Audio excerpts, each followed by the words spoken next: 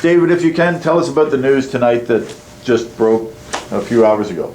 Yeah, so announced tonight that the Ontario government is closing Brookside Youth Detention Centre.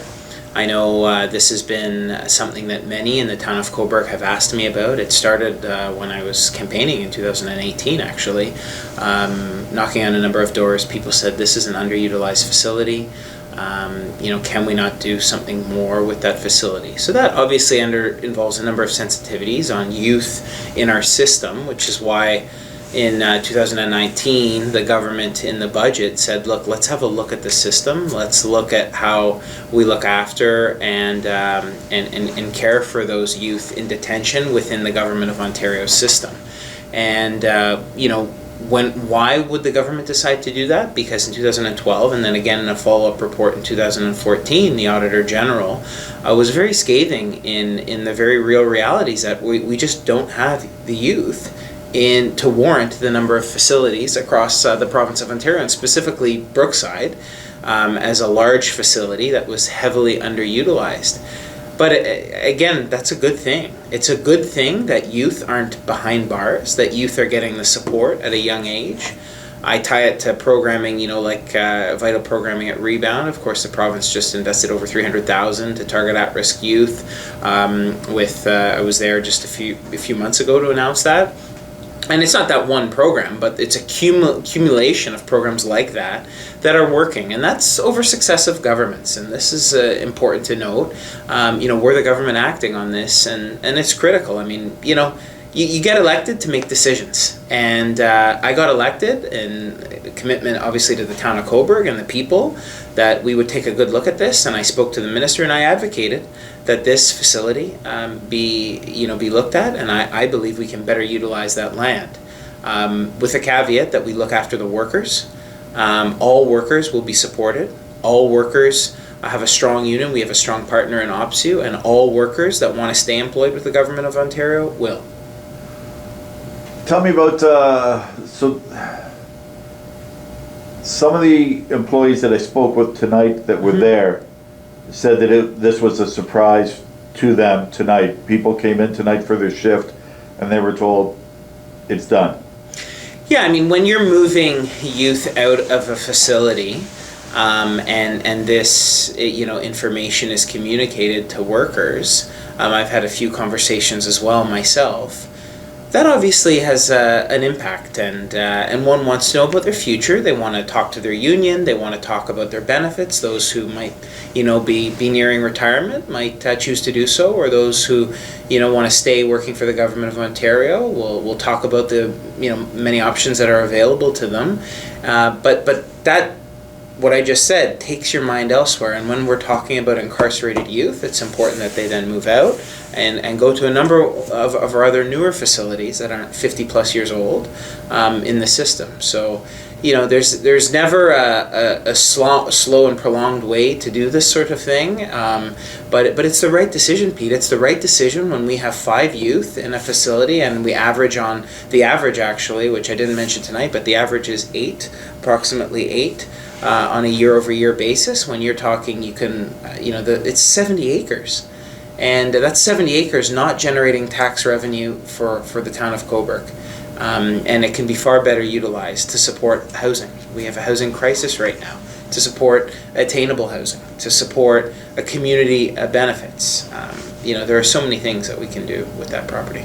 Talk a little bit about, if you can, how much that was costing the government, if you can, if the numbers are there, if you do have them. Yeah, it's a good question. It costs the government, taxpayers of Ontario, on average $10 million a year to maintain the maintenance and operations of that facility. And with, a 50-year-old facility, with a number of newer facilities in the Government of Ontario's network today, there comes a point where the cost to maintain a facility, I think anyone who drives by Brookside, look at that heritage building that's there, a beautiful building, that the cost to maintain all of those buildings and specifically the aging 50-plus-year-old buildings where the youth did their classes and lived, that's a significant cost. And when you no longer have a need with the number of youth, because those youth are no longer in the system, which is again a good thing, it behooves governments of the day to take a long look at that. And again, Premier Ford got elected. If people wanted the status quo, they wouldn't have elected us. And they elected a government to take a look at this. And again, this was a report handed to the previous government. And again, the previous government made investments to target at-risk youth. Our governments made significant investments to target at-risk youth. And the cumulative effect of year over year, those investments has meant fewer youth are being detained. And now we're going to start what will be a long process of consultation with folks in Cobourg and the surrounding area, working with the town, working with the county. And, I'm very optimistic. I've already received a ton of ideas in my 3 years in office today before this, news was communicated, just by constituents proactively saying, hey, we could do more. Dave, we could do work with mental health. We could do work with our high schools, colleges, universities, as the mayor said. So I'm excited about the future. And that, incarceration, as I said, is our past. Imagine our future today. And is it when you say that, and I noticed you saying that on the meeting, do you say that because the numbers aren't there? That's the past? Yeah. Like, is that what you're referring to? Yeah. That the kids Yeah. aren't being institutionalized for that, so therefore it's Exactly. a good problem? I think there's always going to be a reality that heinous criminals will be prosecuted and will be incarcerated, and that's a reality. Youth, you're dealing with a vulnerable population. Youth, obviously, we don't want youth behind bars, and so let's try and target at-risk youth earlier. And under Premier Ford's leadership, we're investing significant dollars, like the supports for rebound children and youth services, like the work the Solicitor General is doing, as Mayor Henderson mentioned, like the work we're doing in K-12, like the work we're doing to target vulnerable populations, our guns and gangs strategy. So a lot of good work's gone in over the years to target at-risk youth. And, when we look to the future now, and there's so much more that can take place with that land. And when I say incarceration, I don't think anyone says, hey, I've got a great idea for our community, let's incarcerate people. It is a reality, yes, but I think incarceration on that site is something of the past. Let's together imagine the future. One of the last questions, and as I say, it's like you say, the numbers, things like that, $10 million a year, but there's 100 families affected by this decision, locally and not locally, because some people drive into work there. What do you say about those workers? Yeah, it's very difficult, and I understand, that there's, uncertainty going forward, but uncertainty not in that they're not going to be able to provide for their families. Certainty is provided in that I'm certain that we're working actively with their unions. I'm certain that they have a strong union. And I'm certain that should they wish to stay employed with the Government of Ontario, they will stay employed with the Government of Ontario. There are all sorts of other factors, support to look at other facilities, support if one chooses to relocate, supports are provided there as well.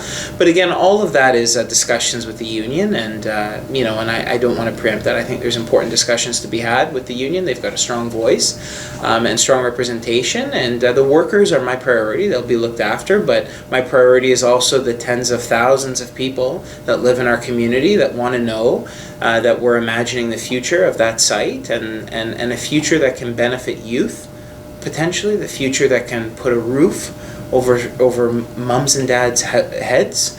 So many struggling to make ends meet in our community that need affordable housing, that need attainable housing. Imagine the possibilities. That's why I very much said imagine Brookside, and visit the website, davidpiccini.mpp.ca/imagine Brookside. And that's what you want. You want people's input for Yes. that. Yeah, that's my job. I mean, I don't come up with these ideas, it's the people that I represent. And that's why I'm encouraging them to visit my MPP website, davidpiccini.mpp.ca/imagine Brookside, give their feedback, have their say. I've so valued the opportunity to speak with mayor and council about their input. I've also valued,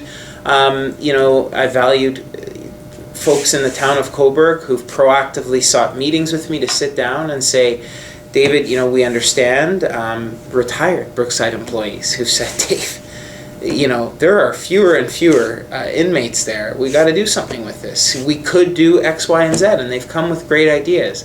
These are taxpayers. These are people in the town of Cobourg that want to imagine a future there, and they've got to know that their MPP is going to be right alongside them to work proactively on that future. Last question, I'm hearing and again, correct me or educate me on this, but they, that it was tentatively to close March 1st, but because a leak that it was going to close had to be bumped up to the closing of today. Yeah, I mean, I can't comment on some of the nuance there, Pete, on conversations. As I said, this involves both the workers, the frontline staff for the incarceration, but also teachers and the school board on this as well. And I know we, as I said yesterday and today, gave notice to the affected, to the workers, and I think it's important that the people know. I mean, you were on site there when you heard that youth were being moved. We've explained and gone over why that would take place, why you would move the youth. And it's important that the people know. Like I've always said, I'm just a phone call away. I got here for tough questions. I got here to answer and be accountable and stick up and represent the people.